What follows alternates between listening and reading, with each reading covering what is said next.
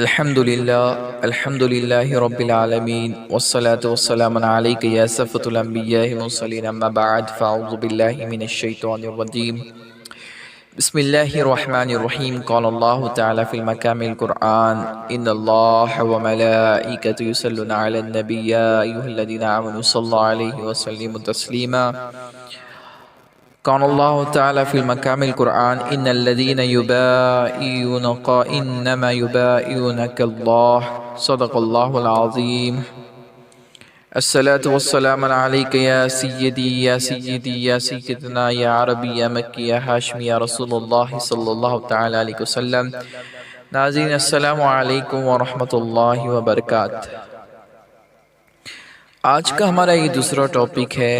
بیعت، مرید ہونا، مرشد کامل کے ہاتھ سے بیعت لینا۔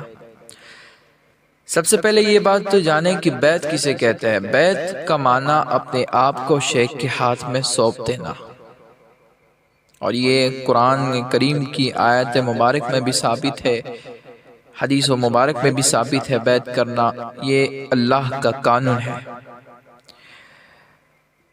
بیعت کا در اصل معنی ہے کہ اپنے آپ کو شیخ کے حوالے کرنا۔ ہم جو ماضی میں گناہ کر بیٹھے ہیں، توبہ کر بیٹھے ہیں، ماضی میں ہم نے جتنے بھی گناہ کیے ہیں، ہماری توبہ کو قبول نہیں ہو رہی ہے، ہم لاکھ عبادت کر رہے ہیں، ذکر کر رہے ہیں، اذکار کر رہے ہیں، روزے رکھ رہے ہیں، پھر بھی ہماری توبہ قبول نہیں ہوتی ہے، تو ہم جب جا کے وسیلہ مرشد طلب کرتے ہیں، مرشد کے ہاتھ میں ہاتھ دے کر بیعت کرتے ہیں اور وعدہ کرتے ہیں، عہد لیتے ہیں کہ آئندہ ہم کبھی گناہ نہیں کریں گے، ہم نہ جھوٹ بولیں گے، نہ غیبت کریں گے، نہ کسی کے سامنے ہم کچھ ایسی باتیں کریں گے جس سے کسی کا دل دکھا۔ اس لیے بیعت ہونا بہت ضروری ہے کہ شیخ ہمیں سدھارتے ہیں۔ اب قرآن آیت مبارک کی میں نے شرف حاصل کی، جس میں خلاق کے کائنات ارشاد فرماتا ہے کہ بے شک جو لوگ اے رسول تمہاری بیعت کرتے ہیں وہ در حقیقت اللہ سے بیعت کرتے ہیں۔ یہ آیت کریمہ سورہ فتح آیت نمبر 10 اور 18 کی آیت ہے۔ اب دیکھیے، بیعت کرنا قرآن و حدیث سے بھی ثابت ہے، یعنی اللہ فرماتا ہے اے رسول صلی اللہ علیہ وسلم سب کو کہہ دو کہ وہ تمہارے ہاتھ میں بیعت پائے، یعنی اللہ کے رسول کے ہاتھ سے بیعت پانا یعنی اللہ سے بیعت کرنا ہے۔ اور یہ سلسلہ صحابہ سے لے کر تابعین سے لے کر تمام افراد سے لے کر اولیاء اللہ سے لے کر بزرگان دین اور ہمارے پیر و مرشد اکابر تک پہنچا ہے، یعنی ہمارے پیر و مرشد حضور نبی رحمت صلی اللہ علیہ وآلہ وسلم کے جانشین و وارث ہوتے ہیں۔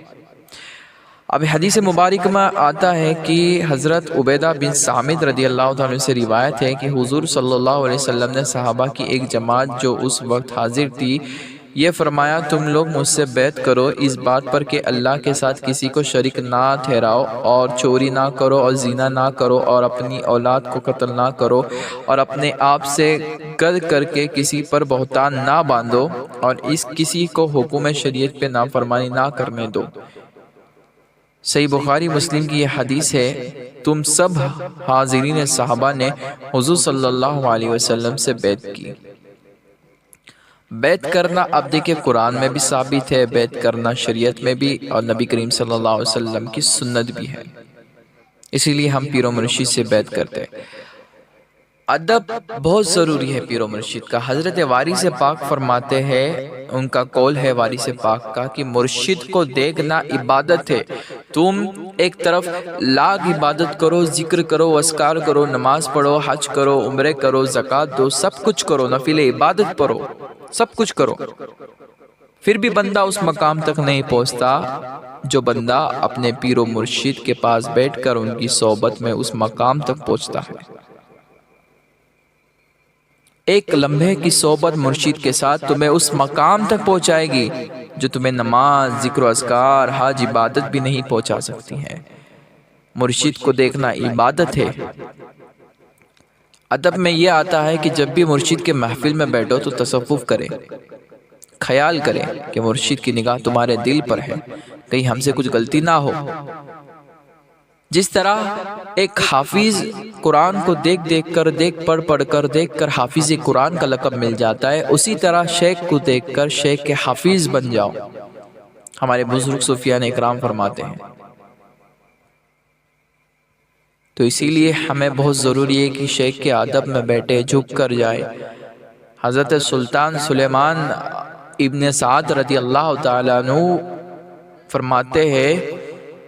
کہ شیخ کے بارگاہ میں فقیر بن کر جاؤ، بادشاہ بن کر مت جاؤ، اور جب بادشاہ کے سامنے جاؤ تو بڑی عزت سے جاؤ۔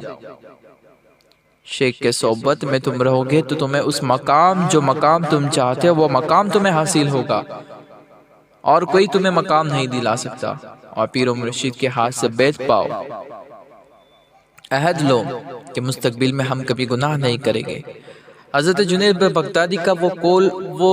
واقعہ تو ہر کسی کو پتا ہے کہ کتنا ادب والا واقعہ ہے،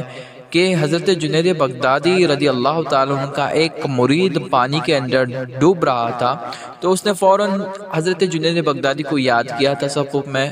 تو حضرت جنید بغدادی حاضر ہوئے۔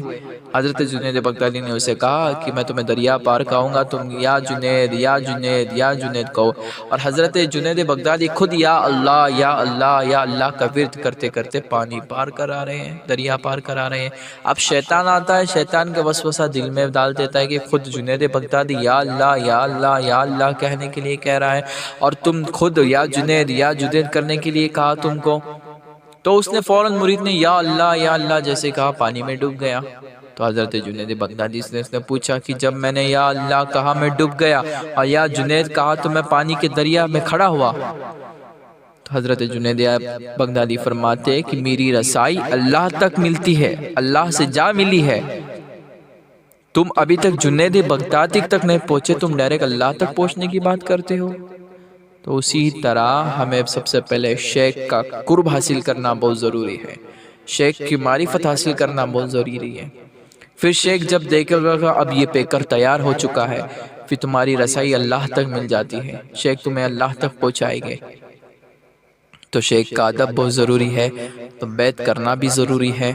اور مرشد کا حکم بجا لانا بھی ضروری ہے، مرشد جو کہے اس کے حکم کی پیروی کرنا بھی ضروری ہے، شیخ کو تصوف میں یاد کرنا بھی ضروری ہے۔